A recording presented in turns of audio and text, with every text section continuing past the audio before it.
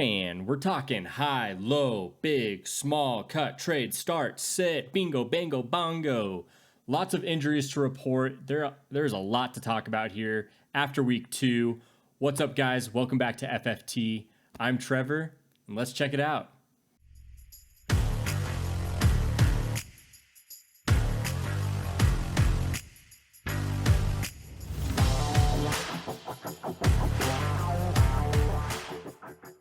Man, okay, so we've got a lot of injuries to talk about, players that I'm rising on, players that I'm falling on. Waivers are tomorrow, so if you're not aware of these injuries, you need to be, because you need to be looking for replacements. And then if your team is in shambles, absolutely pay attention to this list of players that I am heating up on and wanting on my teams. And then it might be worth taking a look at these players that I'm wanting to drop or trade away as well, because the way that we value them may be a little different. So just hear me out on it. But let's go ahead and start with injuries. There are 5 significant running back injuries to talk about. And let's go ahead and start with Saquon Barkley. If you have him on your team, I'm sorry. At the same time, you knew the risk when adding this guy to your roster this year. This guy is prone to injury, and I had 0 shares of this guy going into the season just because I was afraid that this might happen. They say he's week to week. It's just a sprain. But at the same time, the New York Giants offense isn't looking good this year. They're looking horrible. And if he's already starting the year with an injury like this, I can only imagine that his utilization is going to go down because they're going to try to take care of him. And even if they play him again, I'm worried that he's just going to get re-injured. So Saquon Barkley is somebody that I'm looking to get rid of on my fantasy team. I'm not dropping him, but I am trying to get some sort of value in a trade out of it, just because I'm just worried about this guy's projection for the remainder of the season. Nick Chubb, I don't know if you saw the injury. Ouchie mama way.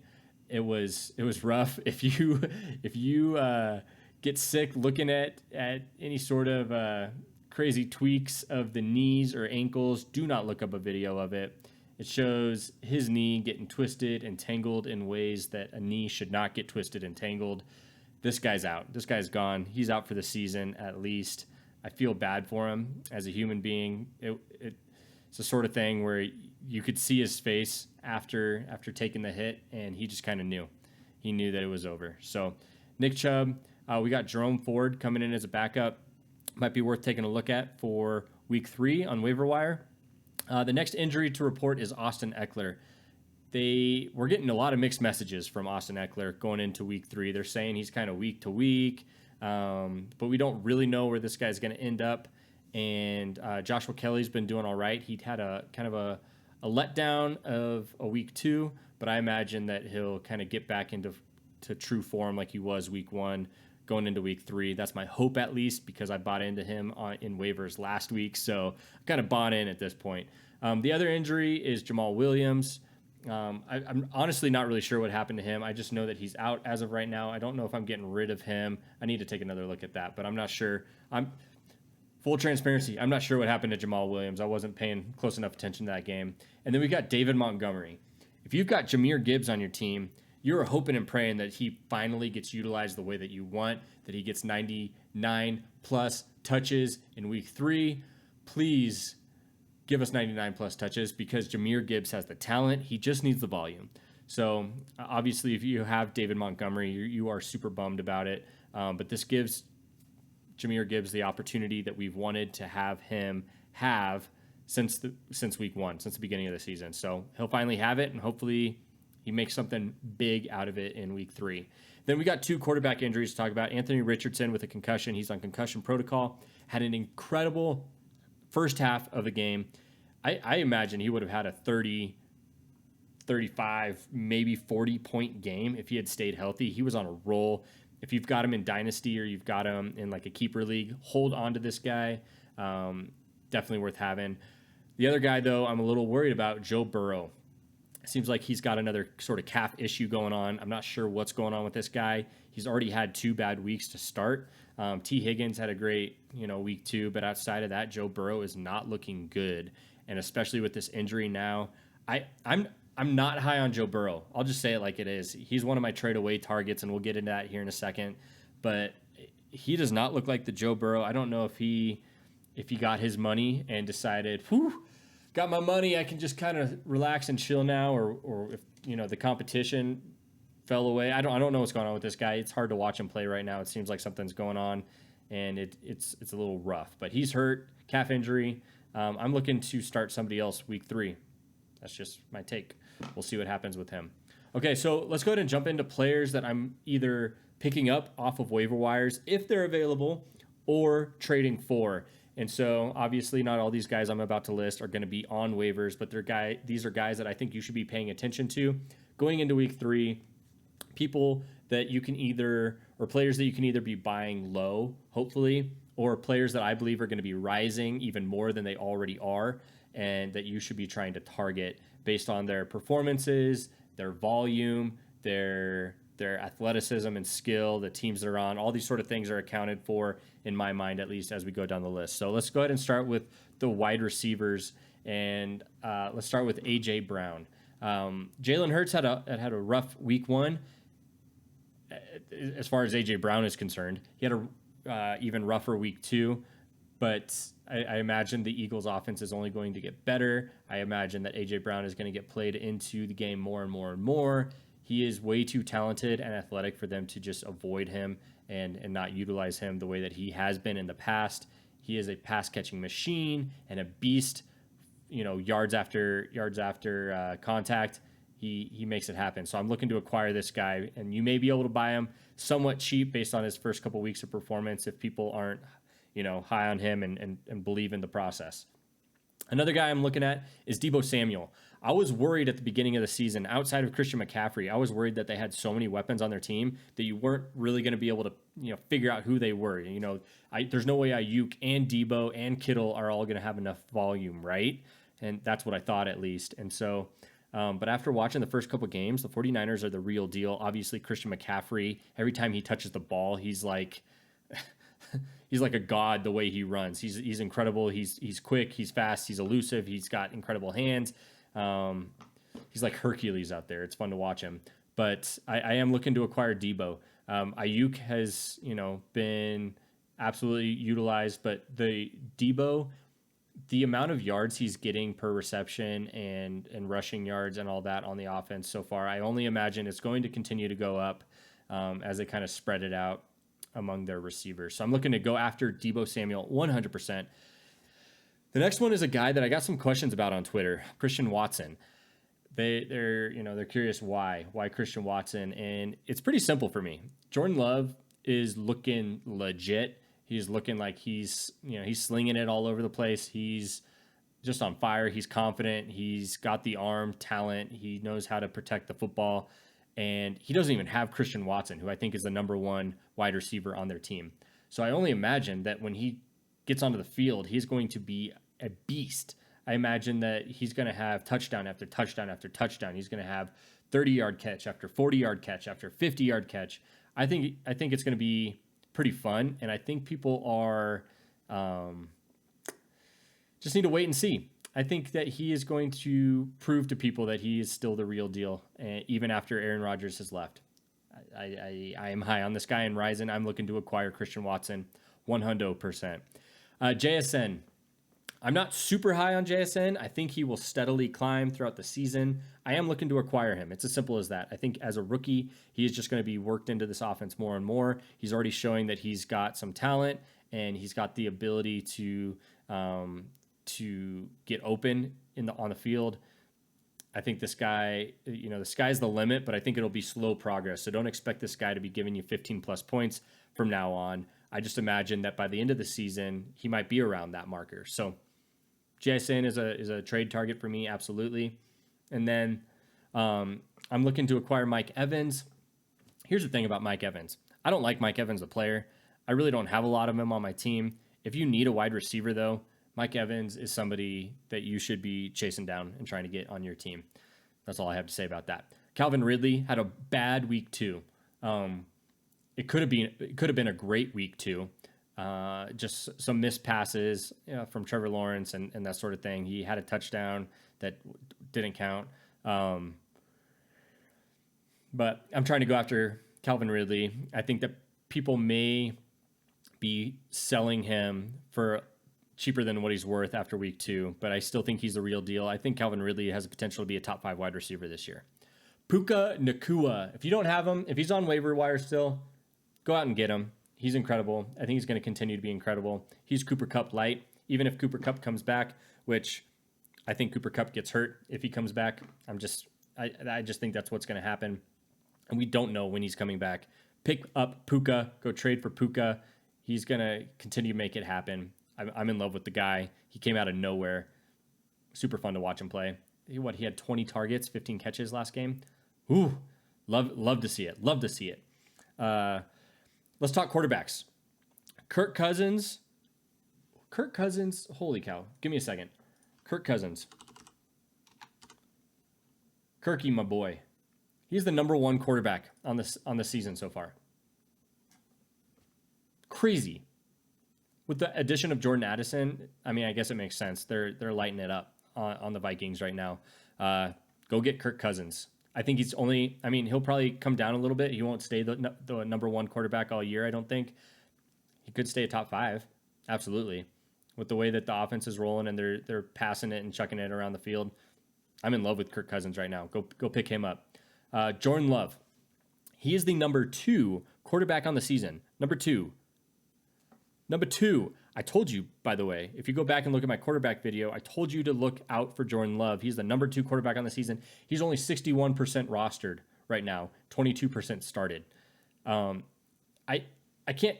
What else is there to say about the guy? He's got the weapons around him. When Aaron Jones comes back, he's just gonna have another pass catching running back. He's just gonna continue to get better. He's like I said, he's confident. It looks like he is he's been in the league for years and years and years. And I know he was behind Aaron Rodgers for a while, but it looks like he's been a starting quarterback for years. Just his confidence and poise in the pocket, gives me chills. I love the way this guy plays. He just looks like a professional. Let's talk running backs. James Cook. I like James Cook. He's just getting utilized a ton. I would like to see more yards per carry with this guy, but absolutely, if you need help in the running back room, go get James Cook. Jahmyr Gibbs, like I talked about with David Montgomery hurt, this is Jahmyr Gibbs' time to shine. If he doesn't get utilized a heck of a lot in week 3, I will be bummed. I will shake my head and go, what the heck are the Lions doing? Play Jahmyr Gibbs. He is a maniac. He's a maniac. Go get Jahmyr Gibbs. Brian Robinson, I think Brian Robinson is the number 2 running back on the season. Holy smokes. I don't like the matchup against the Bills this coming week, but go pick him up. Zach Moss. I don't know Zach Moss might be the dude at the Colts. Anthony Richardson is now out for a little bit. We don't know if Jonathan Taylor's ever coming back, if he'll ever play football again. I don't know what's going on with that guy. Go pick up Zach Moss. And then the 2 guys that were on waivers last week, Kyron Williams and Joshua Kelly, both of those guys in a lot of leagues are actually still on waivers, especially Kyron Williams. And after the week that he had, you know what? I think Kyron Williams is the number 2 running back on the season so far. He's just continuing to explode, and the Rams are not looking that bad. I don't know. They're not looking that bad. Passing game and running game, it's all looking pretty good. So a lot better than last year. So go pick up Kyron Williams. All right, this is the section I'm not so stoked about talking. You never like talking about players that aren't excelling and not living up to expectations. But here they are. These are players that I'm dropping or trading away. I'm maybe not dropping all of these players, and I'm maybe not trading away all of these players. But with the players that I just mentioned, a lot of them are still on waivers, like Jordan Love, Kyron Williams, Joshua Kelly, Kirk Cousins. Like a lot of these guys, you can go get off of waivers. But let's talk about the people that I'm dropping or trading away. Any Jets player. Yes, I'm saying it. Any Jets player, including Garrett Wilson and Breece Hall. Their offense is just so bad, man. Holy cow. It is hard to watch. Zach Wilson, you need to have a come to Jesus moment. Obviously their offensive line is horrible, and it's not all on Zach Wilson, but we know what vintage Zach Wilson is from last year. It's like you just have zero confidence in the kid to be able to make anything happen. I'm sorry. Nothing against you, Zach Wilson, other than play better. because the Jets need you to play better. And because of that, I'm not no shares of Zach Wilson, no shares of Dalvin Cook, no shares of Breece Hall. After the way he was used, they'll probably use him more, but still the offense is trash. And then Garrett Wilson, he's probably the best player on their team. He's got incredible talent. He'll get touchdown passes every now and then, like you saw in week 2, where he only got 2 catches out of 8 targets. That just shows you how bad Zach Wilson is, because those aren't Garrett Wilson's fault. But he still got a touchdown off one of those passes. If he hadn't gotten a touchdown, he would have had like 2 points in week 2. So I'm really worried about him. I really am. I traded away Garrett Wilson this week for like Jordan Love and George Pickens. It's something that I decided I'm going for it. So judge me if you want, but I think that was the right call. I'm getting rid of Kadarius Toney. If I can't find any sort of reasonable trade, I'm just dropping the guy. I don't know what to do with the Chiefs offense and their wide receivers outside of Kelsey, I guess. It's just, ugh. Jerry Jeudy, Russell Wilson just is continuing to show that he is last year's Russell Wilson. I'm not super stoked about Jerry Jeudy. DeAndre Hopkins, I could have added Treylon Burks on here as well. The Titans offense is not looking good, especially the passing game. The running game isn't great either. I imagine they start actually using Tajay Spears a little bit more on top of Derrick Henry, but Derrick Henry will get better as the season goes on. We all know this. He's the Yeti. Jahan Dotson. Now, goodness gracious, just give Jahan Dotson the ball, please. Help Dotson out a little bit. Give him the ball, give him the rock, let him work with it a little bit. He's talented, but he's not getting utilized at all, and that team is just ugh. Justin Fields, after week 2, man, he looks like Justin Fields looked 3 years ago. It looks like he is downgraded tremendously. Like I even called him. I'll say it. I'll admit it. I was calling him like the Jalen Hurts light. I thought that you could get Justin Fields at a discount and have the Jalen Hurts, sort of, points and projection. That's looking like that is untrue, not true, zero trueness. Don't pick up Justin Fields. I'm not dropping him. I'm trying to trade him away. Joe Burrow. I already talked about him a decent amount, but I am absolutely trading this guy away. Don't drop him. Don't drop him. You can get some value out of him if you're trading him away, but I am trading him away. I'm worried about his injury, and he's not looking good. I know people are like, Trevor, chill. Jamar Chase, T. Higgins, Tyler Boyd. He's got weapons. He's going to make it happen. I honestly, this reaction that I have is more about the injury than anything else. I know that he'll have some bounce back games. I'm just really worried that he's going to actually be able to hobble his way through the season. I don't think he's going to look like Joe Burrow did last year. I just don't think he's going to be as good as he was, simply because of the injury and also because he's looking very bad. Dameon Pierce, I'm looking at trading this guy away. I know that he's talented, but Houston's not looking good, and I just don't know what else to say. Dalvin Cook, already mentioned him. Khalil Herbert, I'm trading away for the same reasons I'm not liking Justin Fields. Cam Akers, I'm trading away. Now, with the small caveat that Cam Akers could be traded to a team like the Browns or like, I guess the Browns would be the best option right now, where he might get worked into the offense immediately. But based on his performance with the Rams and just the issues that are being talked about, I'm not high on Cam Akers. I'm not dropping him. I might hold him on IR if you can put him in your IR slot for now, or trade him away. I'm just not excited about him. He continues to disappoint. Let's talk about 2 tight ends. These are my last 2 guys. Kyle Pitts. The Falcons are, I guess I should have known, are never going to throw the ball more than 5 times in a game. It feels like they just aren't going to do it. And it's really disappointing because Kyle Pitts is one of the most athletic players in the NFL, and we'll never know what his true potential is unless we get him a real quarterback that can get the ball downfield. And then also Chig Okonkwo. I was really high on Chig going into the year. There is still a chance that Chig could be good.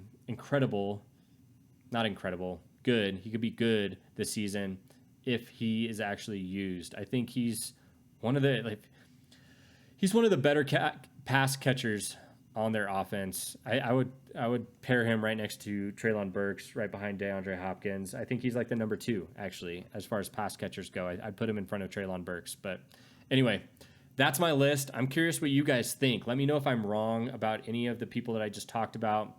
Who are you trading away? Who are you trying to acquire? I'd love to know. Otherwise, please like and subscribe, guys. If you guys want to see some more of my content, I cover the Nebraska Cornhuskers, who had their first win this last weekend, and I also cover fantasy football. So I'll be rolling out videos as the week goes on, and you can expect like 2 or 3 a week, both on fantasy football and Nebraska Cornhuskers.